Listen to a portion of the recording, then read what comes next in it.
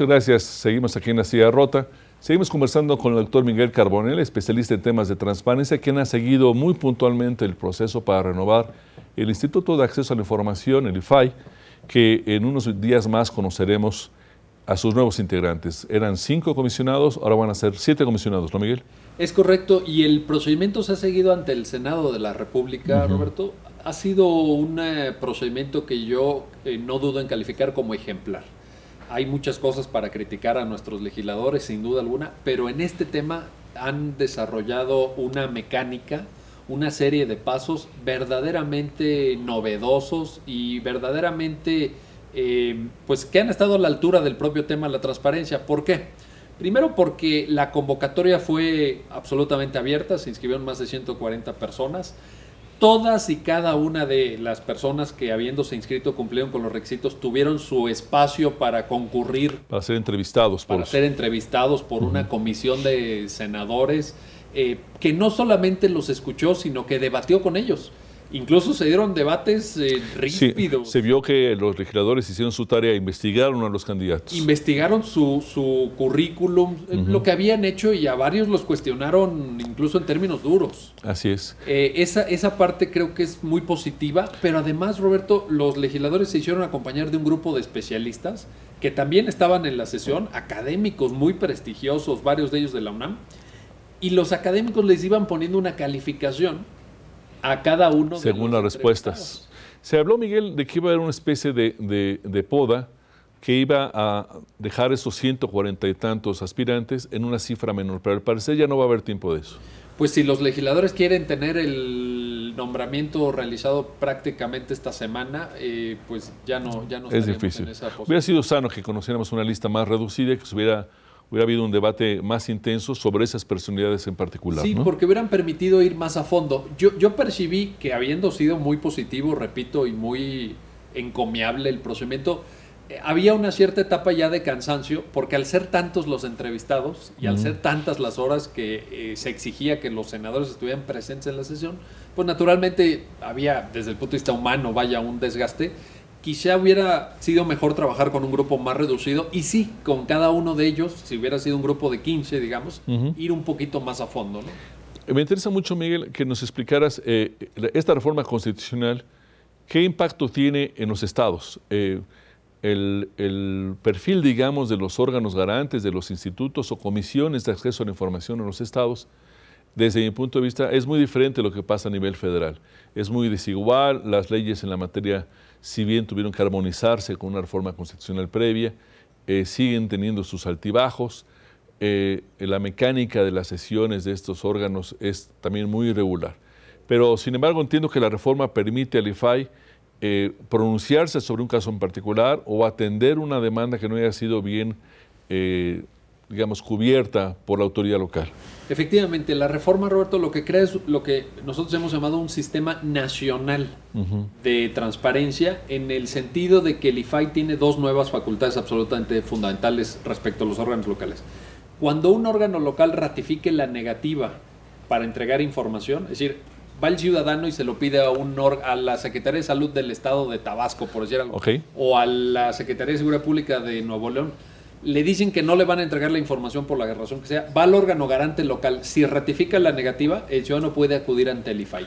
¿Cuál es la ventaja? Que se saca de la órbita puramente local, con todos los intereses y presiones que puede haber ahí, y se lleva a una instancia nacional, a una instancia que está, digamos, un poquito por fuera de las presiones locales. ¿Cuál es tu diagnóstico de estos órganos locales? ¿Tú los ves muy subordinados a los gobernadores locales?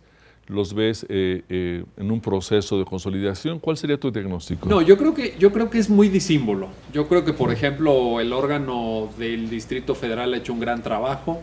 Yo creo que hay en otras entidades federativas buenos trabajos de capacitación, de trabajo con la cultura de la transparencia. Y hay otros en donde pues simplemente la gente ni sabe que existe el órgano, pues porque no hace nada. Y está más bien ahí para cubrir un tanto la información que pudiera ser delicada para el gobierno local. Entonces, también por eso esta reforma creo que es útil. Va a generarse seguramente un contraste mucho más profundo entre lo que pasa a nivel nacional, la capacidad de que el IFAI atraiga algunos casos, cuando el desempeño del órgano local, de la institución local, sea muy mediocre.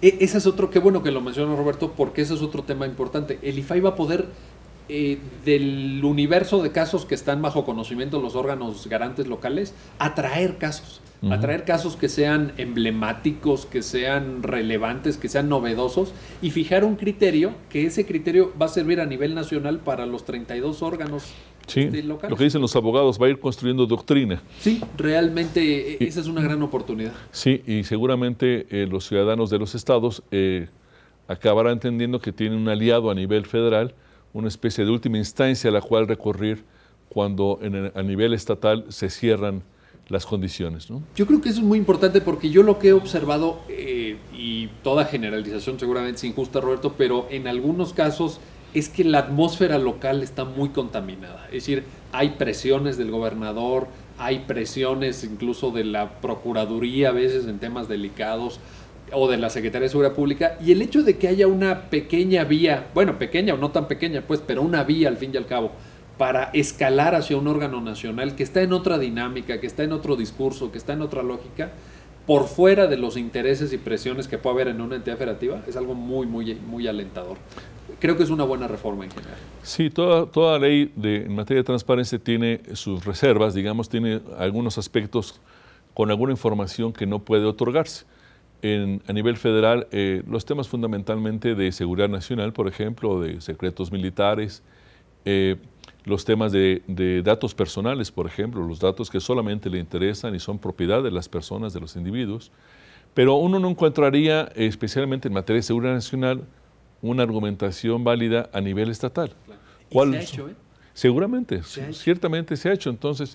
Pero entonces, cuando se reserva o cuando se niega la información, es más bien por capricho de los funcionarios, porque en muchas ocasiones los integrantes de los órganos locales son designaciones del gobernador en personajes que no defienden el derecho a saber de los ciudadanos, sino defienden los privilegios de los mandatarios.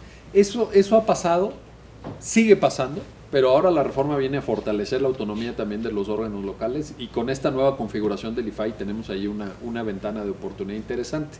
Ahora, también es importante pues quiénes van a encabezar estas instituciones. Por eso el procedimiento ante el Senado es tan relevante, porque al final del día se requiere de una interpretación jurídica fina, se requiere de conocimientos, se requiere de compromiso como el que acabas de señalar.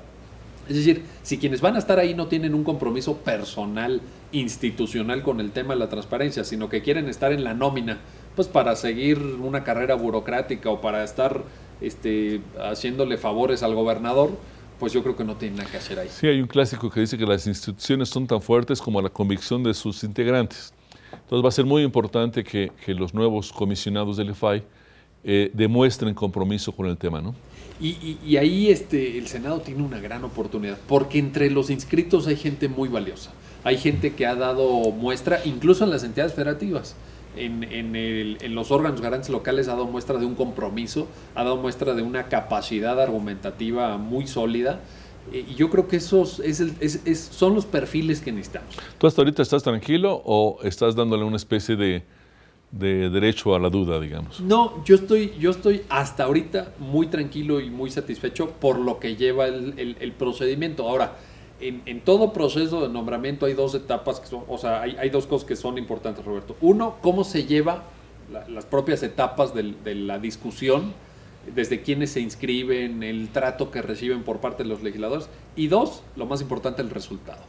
Ese es el que todavía no sabemos, y ese es el que va a culminar con buenos o malos nombramientos. Es lo que te iba a decir, que en el nuevo pensamiento, digamos, de la legitimidad, ¿no?, está la designación, como ocurre con unas elecciones, por ejemplo, de un funcionario electo, pero la verdadera legitimidad es la legitimidad del ejercicio, digamos, las resoluciones que vendrán del instituto, en qué nivel abrazan este tema. Vamos a hacer un nuevo receso, si nos permite. Seguimos con ustedes aquí en La Silla Rota.